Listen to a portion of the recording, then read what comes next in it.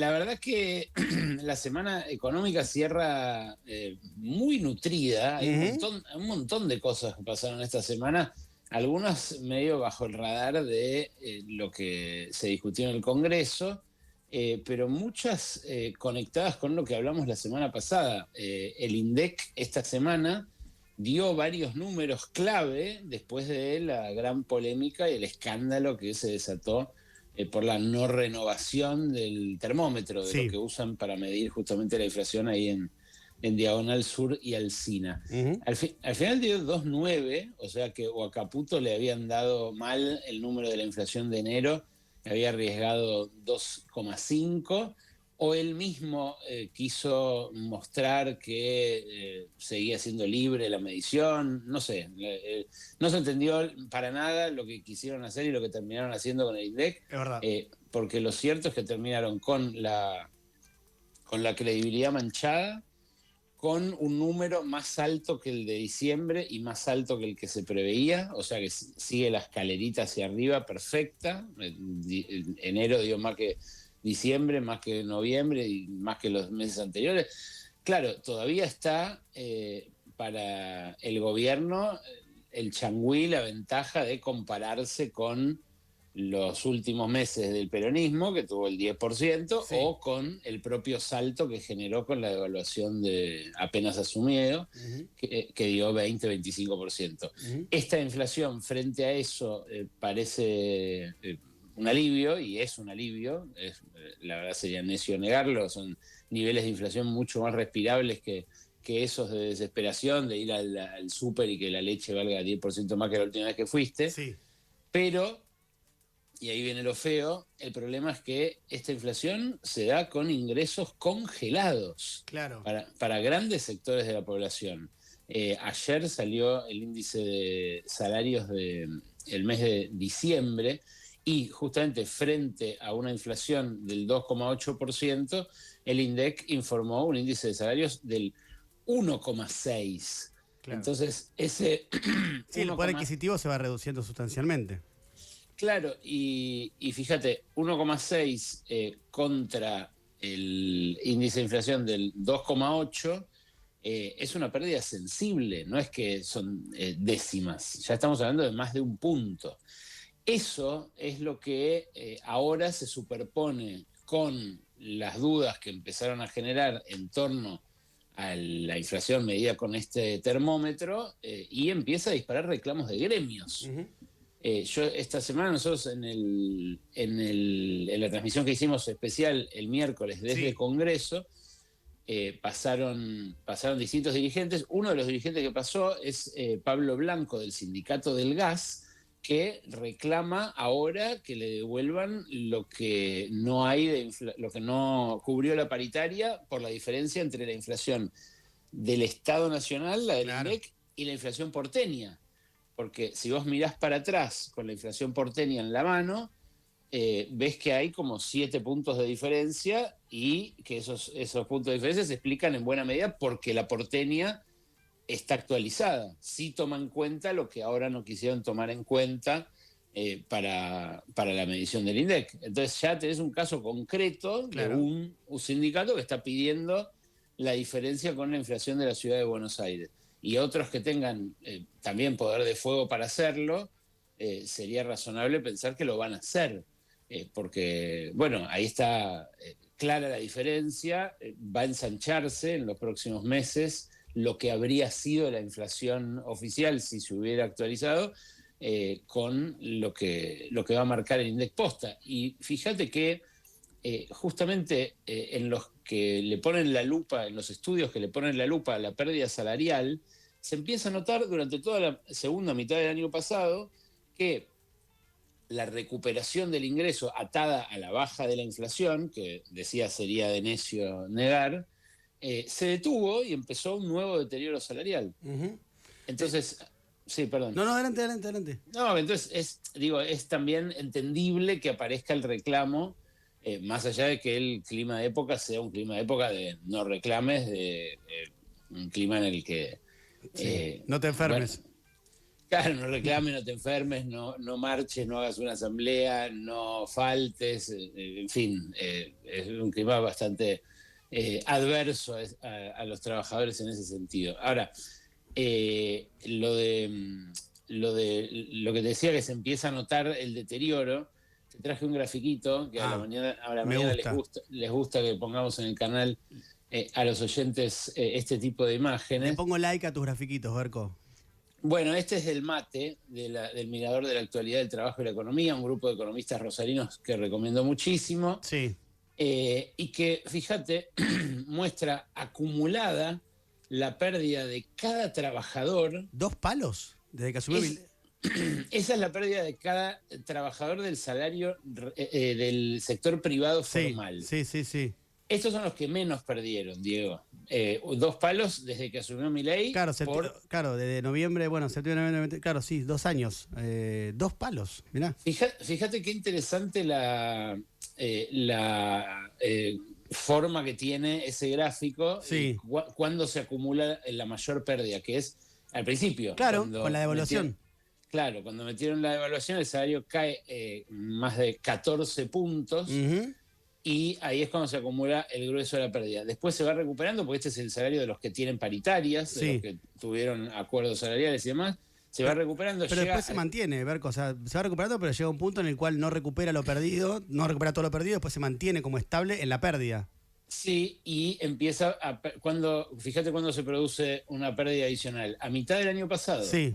A mitad del año pasado empieza como de vuelta a caer. Uh-huh. Bueno, algo parecido se ve en las jubilaciones y algo parecido se ve en los salarios del sector público. Los empleados del sector público, a los empleados del sector público les chorearon 10 palos en estos 2 años y pico. ¿10 palos perdieron en 2 años? Sí, porque siguen 20 puntos abajo.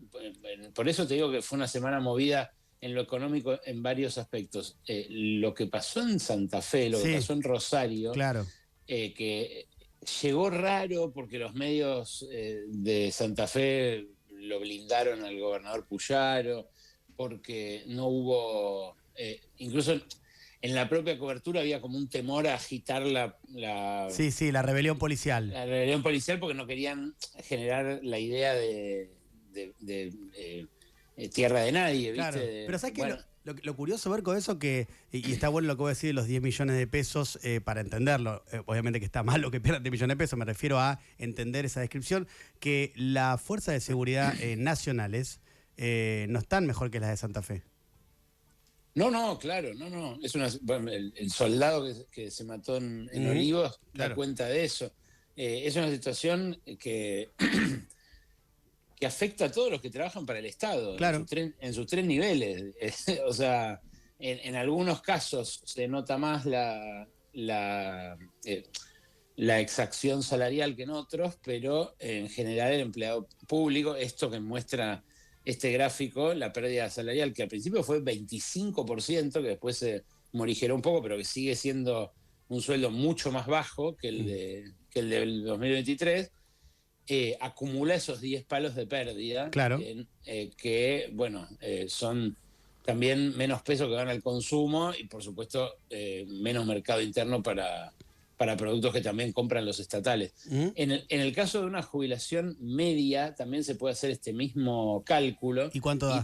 Y te da más de 5 palos. Bien. Estoy hablando en todos los casos a plata de hoy, o sea, 5 pesos de hoy es lo que está perdido en las jubilaciones por cómo se ajustaron al principio, que las recortaron muy severamente, 40%, y por cómo están hoy, todavía más de 25 puntos abajo de esa situación, a pesar de que ahora están indexadas. Claro.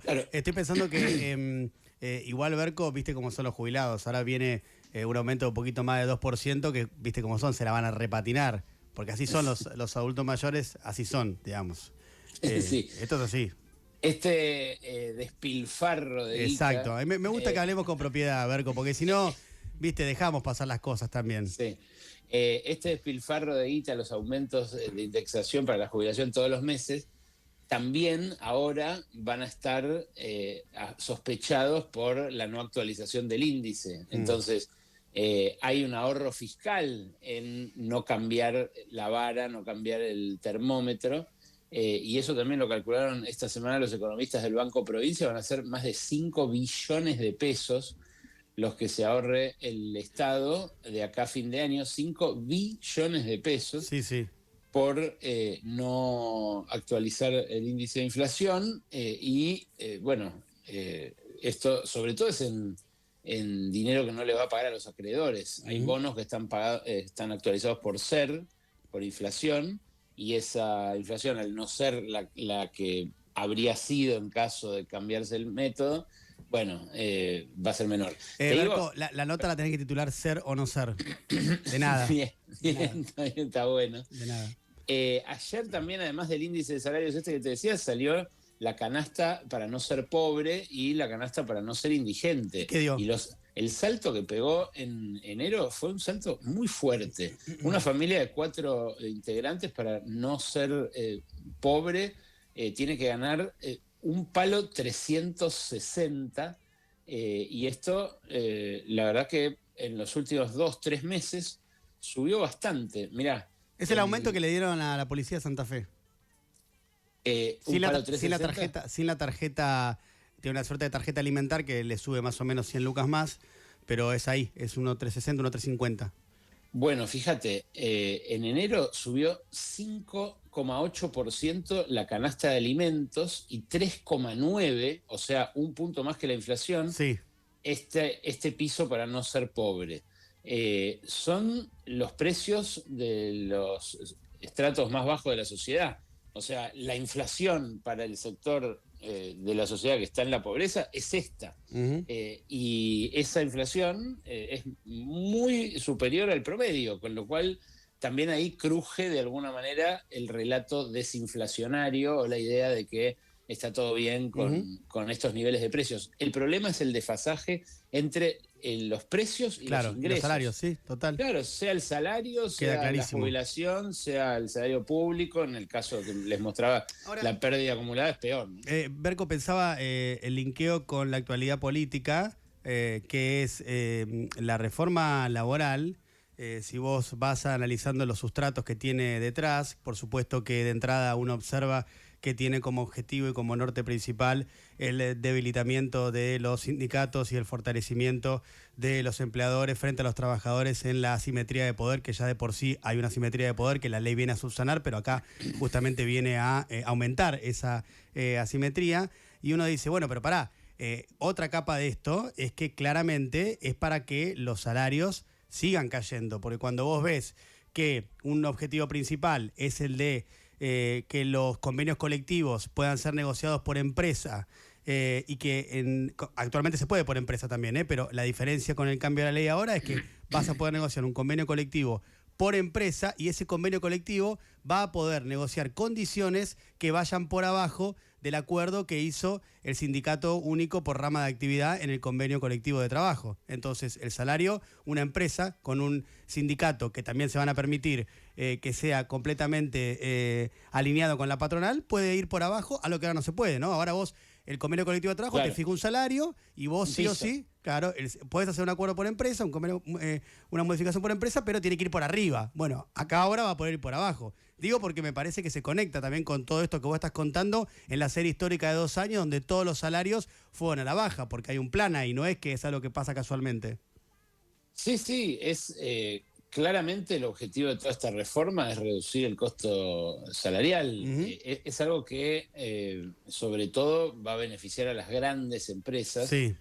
porque justamente son, ponele, en el caso de las indemnizaciones, que no estén incluidos los bonos, todo lo extra salarial, si te dan un teléfono en el laburo, si te Claro, dan claro, un obvio. auto, si te dan un premio por ventas.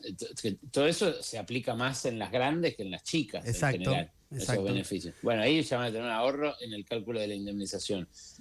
Van a tener un ahorro en las indemnizaciones de los que rajen, porque las grandes, a diferencia de las chicas, sí hacen una previsión para eventuales despidos. Claro. Entonces, esa guita que ya tienen separada en la contabilidad para pagar las indemnizaciones, ahora va a recibir el extra del FAL, el Fondo de Asistencia Laboral, que va a pagar las indemnizaciones de la nuestra, digamos, de la ANSES.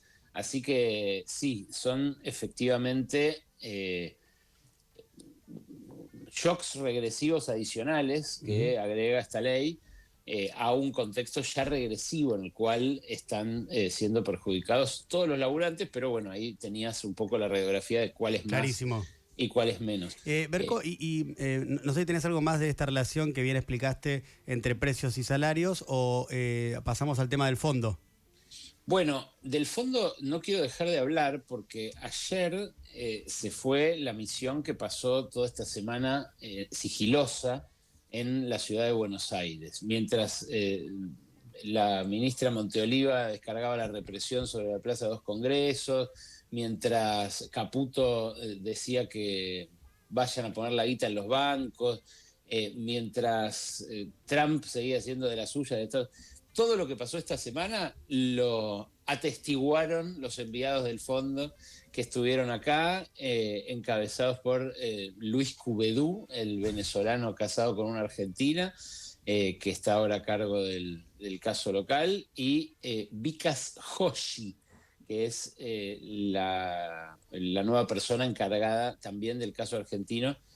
Nótese que así como hubo una Gita Gopinath hasta hace poco tiempo, ahora está Vikas Joshi. Es espectacular. Del Fondo Monetario.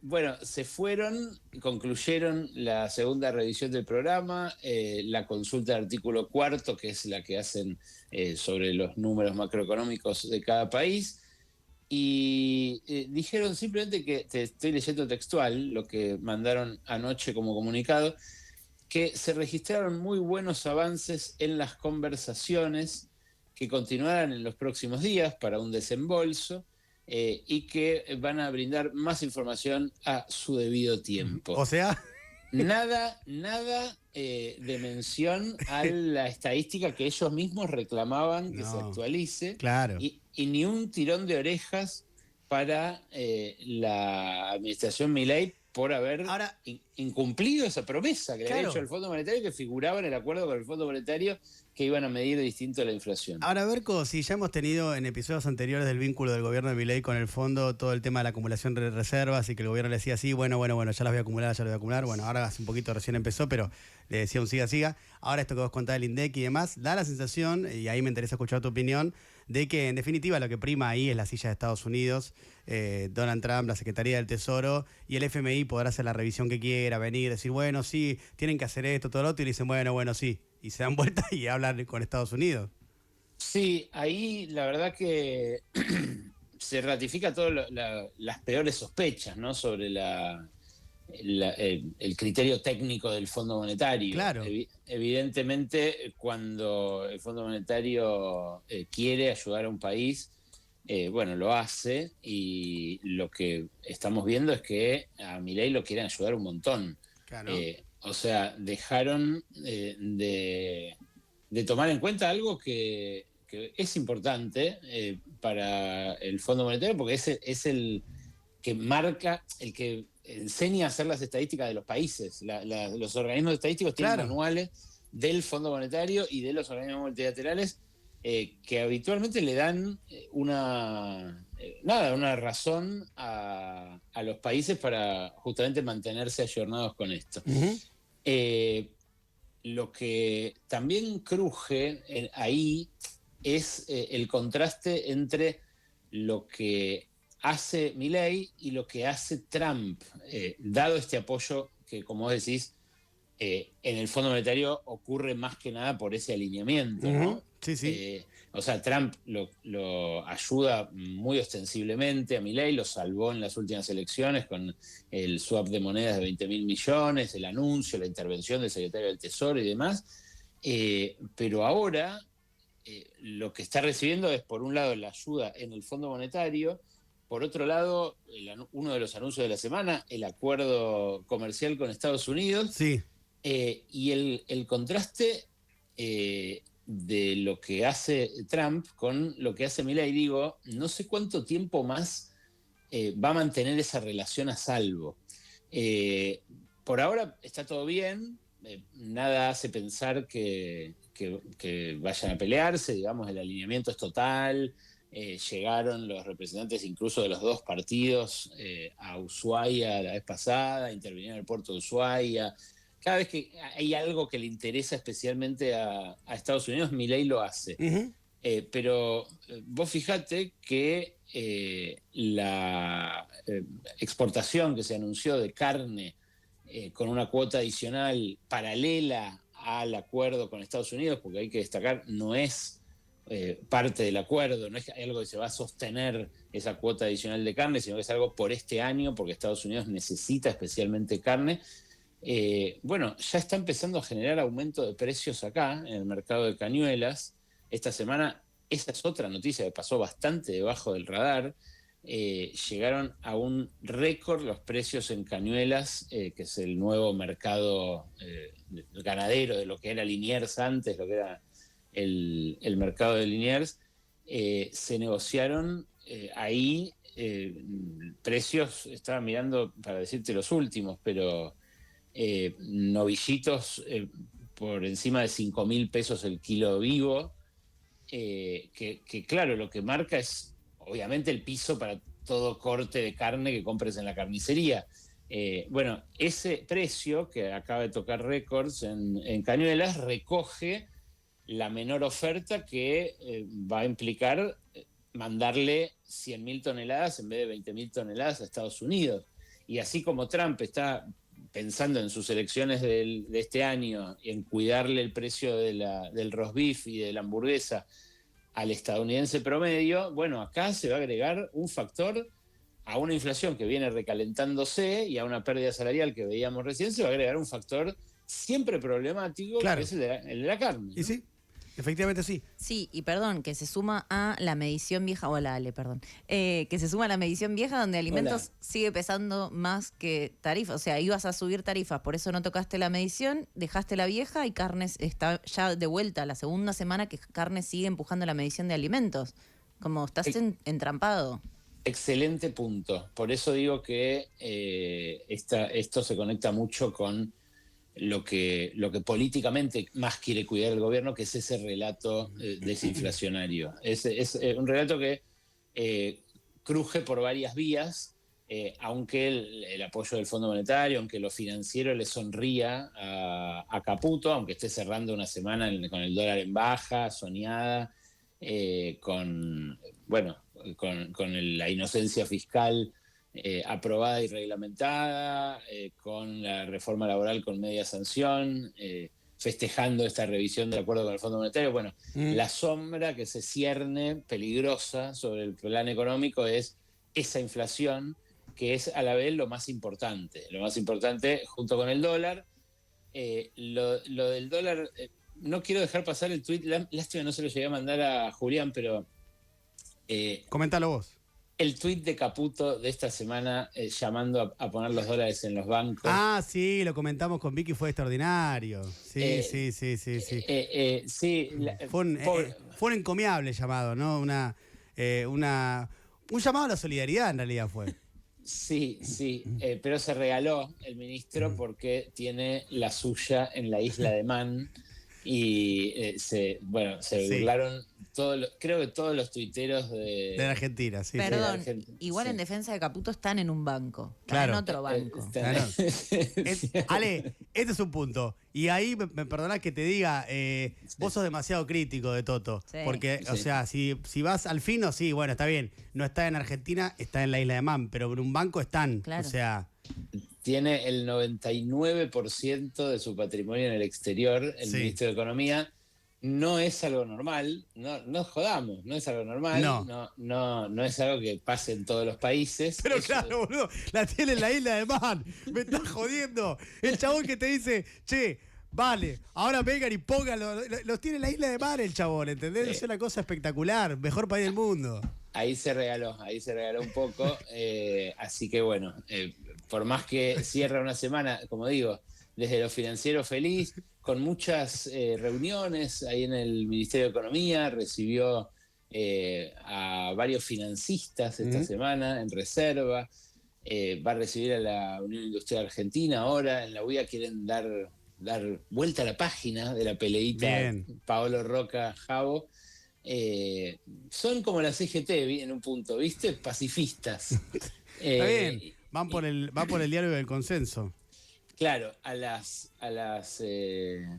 personas que están cerrando sus fábricas no les gusta tanto ese pacifismo de la UIA. Sí. A los que Pero están... siempre hay gente que te quiere pinchar el globo, Berco. Eso es así siempre, ¿eh? Sí, O sea, es como la CGT, ¿no? Como la Sí. CGT, que también le reclaman más movilidad sí. y no la despliega.